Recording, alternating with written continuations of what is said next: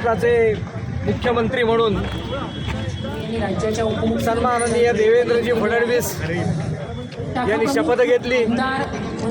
विकसित महाराष्ट्राचं उद्दिष्ट नजरेसमोर ठेवून देवेंद्रजी परत आलेले आहेत आणि मला खात्री आहे की त्यांच्या या कार्यकाळामध्ये नरेंद्रजी मोदी पंतप्रधान यांना अपेक्षित असलेला विकसित महाराष्ट्र सर्वांना घडलेला दिसेल। संपूर्ण महाराष्ट्रातील जनतेच्या आशा आकांक्षा पूर्ण करण्यासाठी देवेंद्रजी फडणवीस आपली कार्यकुशलता, आपलं नेतृत्व आणि आपली कार्यक्षमता पूर्णपणाने वापरतील असा विश्वास मला वाटतो। देवेंद्रजींच्या या नवीन टर्मसाठी त्यांना भारतीय जनता पार्टी रत्नागिरीच्या वतीने मनपूर्वक शुभेच्छा देतो। जय महाराष्ट्र। देवेंद्रजी आगे बढ़ो, हम तुम्हारे साथ हैं।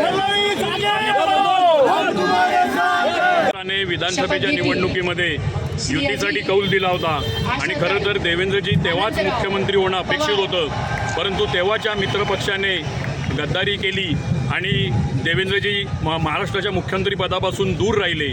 परंतु गेले 2.5 वर्ष एकनाथजी शिंदे यांच्या नेतृत्वाखालील, देवेंद्रजींच्या नेतृत्वाखालील, अजितदादांच्या नेतृत्वाखालील सरकारने ज्या पद्धतीने महाराष्ट्रात विविध योजना आणल्या आणि लोकसभेच्या निवडणुकीनंतर ज्या पद्धतीने तिन्ही पक्षांनी महायुती म्हणून काम केलं, आज त्याचं फळ दिसतंय की पुन्हा एकदा देवेंद्रजी मुख्यमंत्रीपदाची त्यांनी शपथ घेतलेली आहे आणि महाराष्ट्र ज्यांची वाट बघत होता ते देवेंद्रजी पुन्हा एकदा मुख्यमंत्रीपदी विराजमान झालेत। आम्ही सर्वजण त्यांचं अभिनंदन करतो आणि हा आनंदोत्सव आम्ही आज इथे जोरात रत्नागिरी भारतीय जनता पार्टीच्या वतीने साजरा करतोय। देवेंद्रजी आगे बढ़ो, हम तुम्हारे साथ हैं। देवेंद्रजी आगे बढ़ो, हम तुम्हारे साथ हैं। भारतीय जनता पार्टीचा जय हो। आम्ही रत्नागिरी दक्षिण तर्फे महिला मोर्चातर्फे त्यांना शुभेच्छा देते आणि आम्ही लाडक्या बहिणींनी त्यांना भरभरून खूप प्रेम दिलंय, तसंच प्रेम यापुढेही देऊ आणि सर्वांकडून मी सगळ्यांना अभिनंदन आणि शुभेच्छा देते। जय हिंद।